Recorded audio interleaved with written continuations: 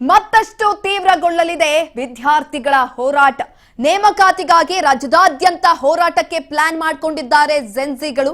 ರಾಜ್ಯದಾದ್ಯಂತ ಹೋರಾಟಕ್ಕೆ ವಿದ್ಯಾರ್ಥಿಗಳು ಚಿಂತನೆಯನ್ನ ನಡೆಸ್ತಾ ಇದ್ದಾರೆ. ಇದೀಗ ವಿದ್ಯಾರ್ಥಿಗಳಿಂದ ಸರ್ಕಾರಕ್ಕೆ 1 ವಾರದ ಗಡುವನ್ನ ಕೂಡ ಕೊಡಲಾಗಿದೆ. 1 ವಾರದೊಳಗೆ ನೀವು ಯಾವುದೇ ರೀತಿಯಾದಂತಹ ಕ್ರಮವನ್ನ ತೆಗೆದುಕೊಳ್ಳಿಲ್ಲ ಅಂದ್ರೆ, ಆದೇಶವನ್ನ ಹೊರಡಿಸಲಿಲ್ಲ ಅಂತ ಅಂದ್ರೆ ನಾವು ರಾಜ್ಯದಾದ್ಯಂತ ಹೋರಾಟಕ್ಕೆ ಪ್ಲಾನ್ ಅನ್ನ ಮಾಡ್ತೀವಿ ಅಂತ ಇದೀಗ ವಿದ್ಯಾರ್ಥಿಗಳು ಹೇಳ್ತಾ ಇರುವಂತದ್ದು. ಹುಬ್ಬಳ್ಳಿಯಲ್ಲಿ ವಿದ್ಯಾರ್ಥಿ ಮುಖಂಡ ಕಾಂತಕುಮಾರ್ ಈ ಕುರಿತಾಗಿ ಹೇಳಿಕೆಯನ್ನ ಕೂಡ ಕೊಟ್ಟಿದ್ದಾರೆ.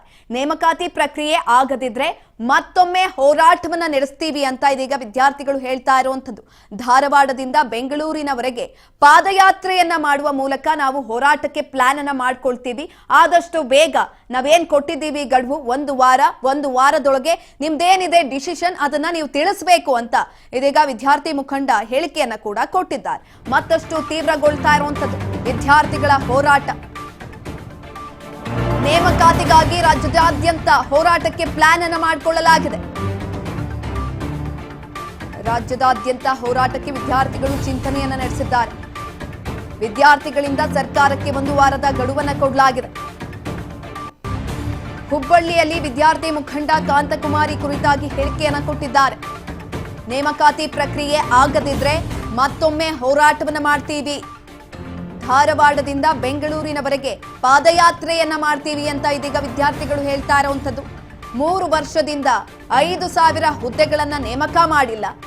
ವಿದ್ಯಾರ್ಥಿ ಸಂಘಟನೆ ಅಧ್ಯಕ್ಷ ಕಾಂತಕುಮಾರ್ ಇದೀಗ ಹೇಳಿಕೆಯನ್ನ ಕೊಟ್ಟಿದ್ದಾರೆ. ಮತ್ತಷ್ಟು ತೀವ್ರಗೊಳ್ತಾ ಇದೆ ಇದೀಗ ವಿದ್ಯಾರ್ಥಿಗಳ ಹೋರಾಟ. ನೇಮಕಾತಿಗಾಗಿ ರಾಜ್ಯದಾದ್ಯಂತ ಹೋರಾಟಕ್ಕೆ ಪ್ಲಾನ್ ಅನ್ನ ಮಾಡಿಕೊಳ್ಳಿರುವಂತದ್ದು. ಈಗಾಗಲೇ ಜೆನ್ಸಿಗಳು ಸರ್ಕಾರದ ವಿರುದ್ಧ ಸಿಡಿದೆದ್ದಿದ್ದಾರೆ.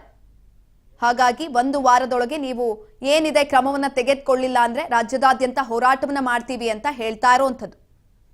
ಯಾವಾಗ ರಿಸಲ್ಟ್ ಸರ್ಕಾರ ಬರೋದಕ್ಕೆ ಮುಂಚೆನೆ ಪ್ರಣಾಳಿಕೆಯಲ್ಲಿ 1 ಲಕ್ಷ ವೇಕೆನ್ಸಿ ಫಿಲ್ ಮಾಡ್ತೀನಿ ಅಂತ ಹೇಳಿದ್ರು. ಒಂದೇ ವರ್ಷದಲ್ಲಿ 2.5 ಲಕ್ಷ ವೇಕೆನ್ಸಿಯಲ್ಲಿ. ಆದರೆ ಇವಾಗ 43 ಇಲಾಖೆಯಿಂದ 2,84,000 ಇದೆ. 1 ವರ್ಷ ಅಲ್ಲ ಸರ್, 3 ವರ್ಷ ಆಯಿತು. 3 ವರ್ಷದಿಂದ 5,000 ವೇಕೆನ್ಸಿ ಫಿಲ್ ಮಾಡಿಲ್ಲ.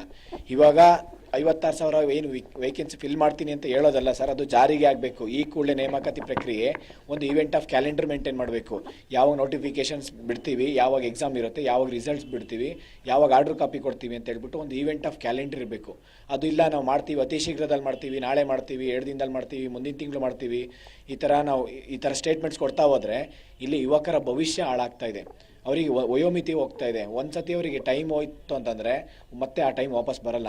ಆ ಎನರ್ಜಿ ಮತ್ತು ಅವ್ರ ಅಪ್ಪ ಅಮ್ಮ ದುಡ್ಡಿರೋ ದುಡ್ಡು ಇದೆಯಲ್ಲ, ಆ ದುಡ್ಡು, ಆ ಮನಿ, ಟೈಮು ಈ ಒಂದು ಯಾರು ತೊಗೊಂಬಂದು ಹಿಂಗಾಗಿ ದಯವಿಟ್ಟು ಸರ್ಕಾರ ಎಚ್ಚೆತ್ಕೊಬೇಕು. ನಾನು 1 ವಾರ ಗಡುವು ಕೊಡ್ತಿದ್ದೀವಿ. 1 ವಾರದಲ್ಲಿ ಏನಾದರೂ ಅವರು ರೆಕ್ರೂಟ್ಮೆಂಟ್ ಡೇಟ್ ಅನೌನ್ಸ್ ಮಾಡಿಲ್ಲ ಅಂತಂದರೆ ಇಡೀ